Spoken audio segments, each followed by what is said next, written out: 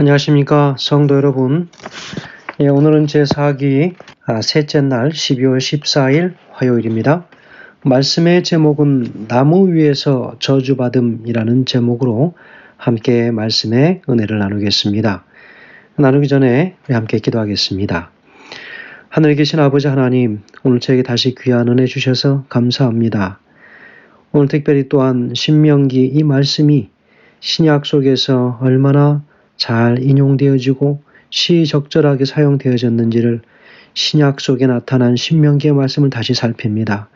특별히 오늘 말씀은 예수 그리스도께서 십자가에 달려 죽으신 바로 그 사건에 대하여 미리 언급하시고 또 알려주셨사오니 그 은혜를 감사합니다. 우리 주님 이제 다시 오실 것을 우리가 간절히 소원하고 있습니다.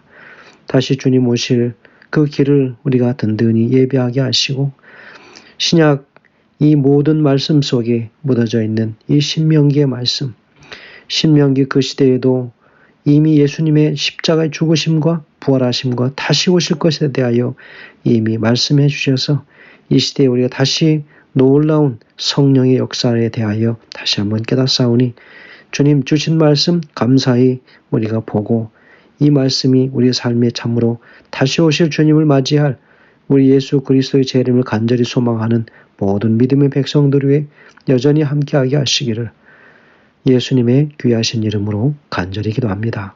아멘. 감사합니다.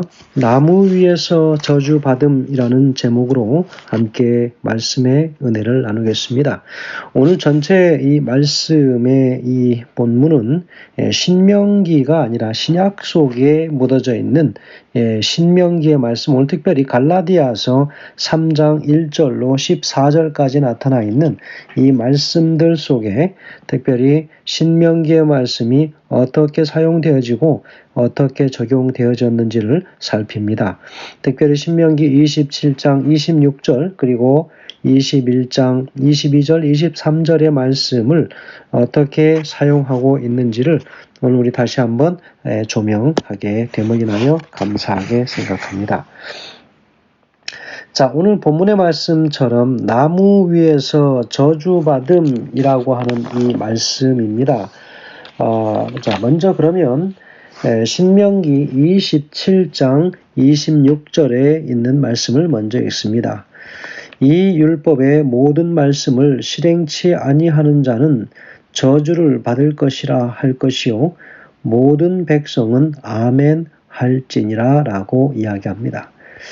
이 율법의 말씀을 실행치 아니하는 자는 저주를 받을 것이라고 이야기합니다. 모든 백성은 다 아멘으로 화답하라고 이야기하죠. 자, 오늘 이 갈라디아서 중에서 3장 10절의 말씀에는 이렇게 기록합니다. 무릇 율법 행위에 속한 자는 저주 아래 있나니 기록된 바 누구든지 율법책에 기록된 대로 온갖 일을 항상 행하지 아니하는 자는 저주 아래 있는 자라 하였음이라 라고 이야기합니다. 여러분, 사도 바울이 갈라디아서의 말씀을 기록하는 가운데 율법과 믿음에 대하여 비교하면서 이야기하는 장면입니다. 그 속에 신명기 27장 26절의 말씀을 인용해서 갈라디아서 3장 10절에서 이야기를 하고 있습니다. 누구든지 율법의 행위로 율법을 어기는 자는 다 저주 아래 있다라고 이야기합니다. 그런데 여기 갈라디아서에는 무릇 율법 행위에 속한 자들은 저주 아래 있나니 기록된 바 누구든지 율법책에 기록된 대로 온갖 일을 항상 행하지 아니하는 자는 저주 아래 있는 자라 하였다라고 이야기하고 있습니다. 여러분, 이 이야기가 무슨 이야기입니까? 율법의 행위로 구원의 이 방편을 삼고자 한다고 하는 모든 사람들은 다 저주 아래 있다고 하는 바울의 이 말입니다. 바로 이것은 죄의 보편성을 전제하고 있는 것이지요. 이 말은 율법을 따르는 모든 사람들은 칭의를 받을 수 없다라고 하는 율법 자체에 대한 부정적 시각이라기보다는 율법을 따르려고 하는 사람들이 모든 율법을 지키더라도 하나의 율법을 어기면 저주 아래 놓이게 된다고 하는 인간의 완벽할 수 없는 연약함을 보여주는 표현일 수 있습니다. 만약에 인간이 하나의 율법도 어기지 아니하고 모든 율법을 다 지킨다면 그는 의롭다고 칭함을 받을 수 있겠지요. 그러나 바울이 이렇게 말한 것은 바로 율법의 기능이 인간의 죄됨을 드러내는 것이고, 또 모든 사람이 율법을 따라야 하는 필연적인 의무를 가졌음에도 불구하고 그 의무를 어느 누구에게라도 절대적으로 충실하게 이행할 수 없기 때문입니다. 인간의 능력으로는 도저히 지킬 수 없는 율법은 단지 정죄와 진노의 기능을 가질 뿐이겠지요. 여러분, 이 사도 바울은 이 특별히 율법에 반대하고 있는 것이 아닙니다. 본문 어디에도 사도 바울은 율법을 반대하고 있지 않습니다. 그러나 한 가지 경계하는 것이 무엇일까요? 무릇 율법 행위 속에 행위에 속한 자들은 저주 아래 있나니 라고 이야기한 이 말씀, 갈라디아 3장 10절에서 이야기하고 있는 이 말씀이 무엇입니까? 바로 이 문제의 핵심은 무엇이냐면 율법에 대한 순종이 아니라 구원에 있어서 율법의 행위를 의지하려고 하는 바로 그런 것에 관하여 문제를 제기하는 것입니다. 율법의 행위를 의지한다고 하는 것이 아주 불가능한 일은 아니지만 우리와 같이 타락한 인간에게 있어서 한쪽으로 치우칠 수밖에 없는 존재들이고, 또 죄의 타락한 가운데 있는 인간이 어찌 율법을 완벽하게 지킬 수 있겠는가라고 하는 것입니다. 그리고 구원을 얻기 위하여 율법을 의지하여 구원을 얻겠다고 하는 그것은 잘못된 생각임을 분명하게 전제하고 있는 것입니다.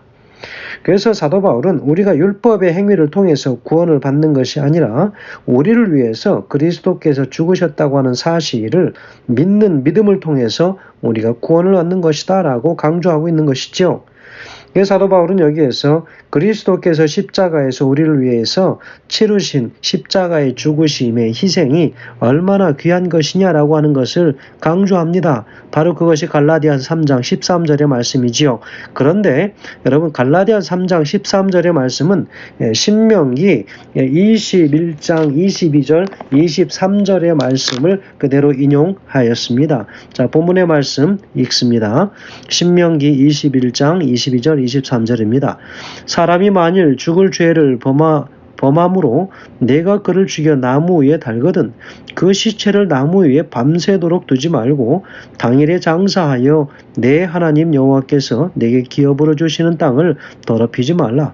나무에 달린 자는 하나님께 저주를 받았음이라 라고 이야기하고 있습니다. 자, 여기 이 갈라디아서에 보면 13장 13절에 보면 그리스도께서 우리를 위하여 저주를 받으신 바 되사라고 분명하게 나무 위에 달린 자는 저주를 받았다라고 하는 것인데, 바로 그리스도께서 우리를 위하여 저주를 받았다라고 사도 바울은 분명하게 이야기합니다.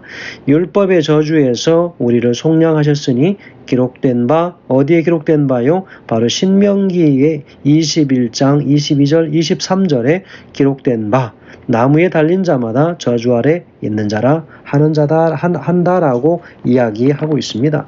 여러분, 이 당시에 어떻게 사람을 죽였으면 나무에 계속 달아 놓았을까요? 여러분, 십자가형 같이 나무에서 직접 죽이는 것이 아니라 당시에 이 형벌은 실시되지 않았습니다. 사형집행 방법에는 돌로 쳐 죽이는 게 바로 출애굽기 17장 4절 그리고 신명기 13장 10절에 나와 있습니다. 그리고 불로 태워 죽이기도 했습니다. 레위기서 20장 14절에 나와 있습니다. 그리고 칼로 목을 베어서 죽였습니다. 출애굽기 32장에 나와 있습니다. 그리고 목을 매달아서 죽이기도 했습니다. 여러분, 이렇게 사형 집행 후 시체를 나무에 매달아 두는 것, 바로 이것은 사형죄에 해당되는 율법을 범하는 것이 얼마나 무서운가를 경고하려고 하는 것이지요. 자, 21장 신명기 21장 23절에는 나무 위에 밤새도록 두지 말라고 그렇게 이야기합니다. 그 이유가 무엇입니까? 그 시체가 하나님의 저주를 받았기 때문에 그 땅이 부정해지는 것을 막기 위함이지요. 저주를 받은 것은 그 시체가 나무에 달렸기 때문도 그 시체가 생명을 잃었기 때문도 아닙니다. 다만 그가 사형받을 만한 죄를 지었기 때문에 저주를 받은 것이다 라고 이야기하고 있습니다. 자, 여기 3장 13 갈라디아 3장 13절에 보면 여기서 그렇게 죽으심으로 우리를 속량하셨으니 라고 이야기합니다. 여기서 엑세고라센이라고 하는 속량하였으니 라고 하는 헬라어는 죄의 값을 치르고 샀다, 값을 치르고 샀다, 되돌려 사다 라고 하는 그런 의미를 가지고 있습니다. 그런데 이 절에서는 이 말은 율법의 노예가 된 우리가 그리스도께서 값을 치르고 사셨다고 하는 의미가 되는 것입니다. 우리는 다 죄의 노예가 된 존재들입니다. 그러나 그리스도께서 친히 당신이 나무 위에서 저주가 되시고 그리고 우리를 다 저주 가운데에서 풀어주는 죄의 노예 가운데 있는 우리들을 자유케 해주는 그 일을 이루신 분이 바로 그분이시다라고 이야기합니다. 그래서 그리스도께서 당신의 피값을 치르고 사셨다고는 의미죠. 그래서 그리스도께서 치르신 대가는 십자가의 피였습니다. 죄 없으신 그리스도의 죽음, 바로 그것은 속전의 개념으로 지불되어진 것이죠.